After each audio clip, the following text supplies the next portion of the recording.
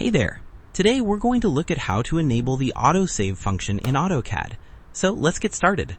First, open AutoCAD on your computer and go to the command line at the bottom of the screen. Over here, this is where you will enter commands to access settings.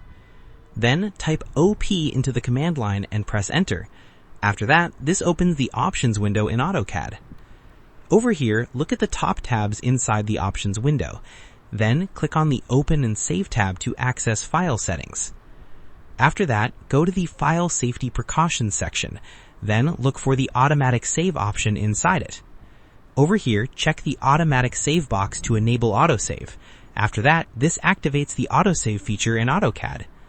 Then set the time interval for Autosave according to your preference. Over here, you can choose shorter or longer intervals depending on your workflow.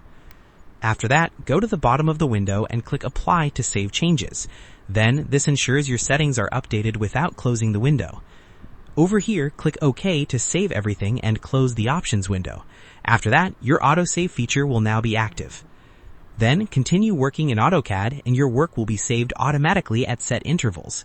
Over here, this helps protect your progress from unexpected crashes or power loss. And that wraps it up. Appreciate you watching. See you in the next.